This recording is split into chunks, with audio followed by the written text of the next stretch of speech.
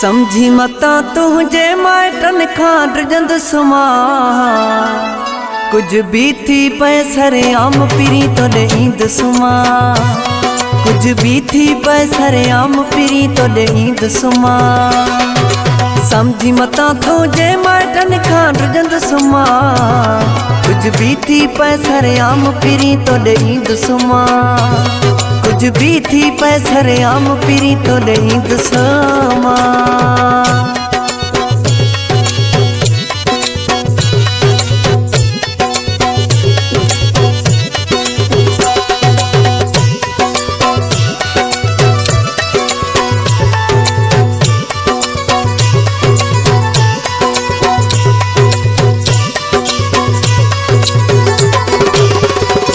हो डिगा हुंदा ये पंहिंजे शहर जा पाण चङा हूं पंहिंजे तर जा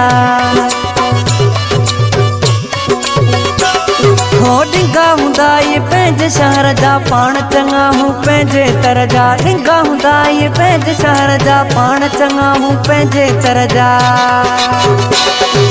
समझी मता तुझे माइटन खां ड्रजंद सुमा कुछ भी थी पैसरे आम पिरी तो ईंद सुमा कुछ भी थी पैसरे आम पिरी तो ईंद सुमा समझी मता तुझे माइटन खां ड्रजंद सुमा कुछ भी थी पैसरे आम पिरी तो ईंद सुमा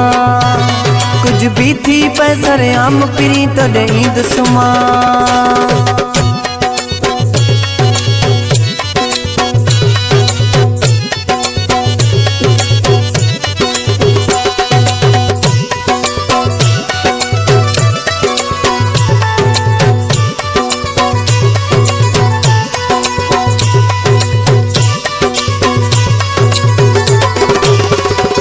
हो दिल में खौफ न रखदा आहियूं खोले गलो असां घुमदा आहियूं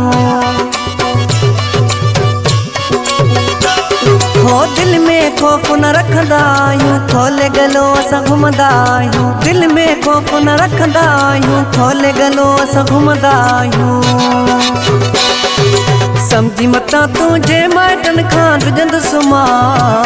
कुछ भी थी पैसरे आम पिरी तो ईंद सुमा कुछ भी थी पैसरे आम पिरी तो ईंद सुमा समझी मता तुझे माइटन खां ड्रजंद सुमा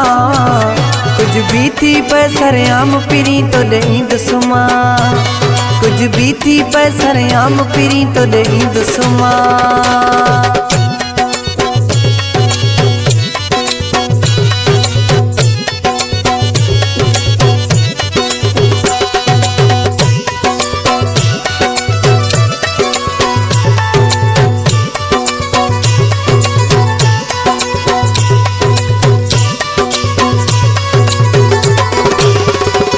हो यूनिस बलोचा नालो काफी कोन कंदो आवाज़ जे खिलाफ़ी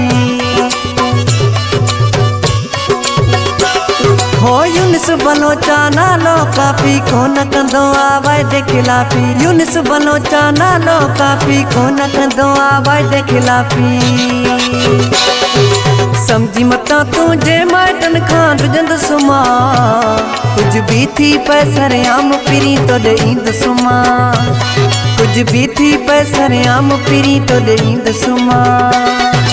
समझी मता तुझे माइटन खां ड्रजंद सुमा कुछ भी थी पैसरे आम पिरी तो ईंद सुमा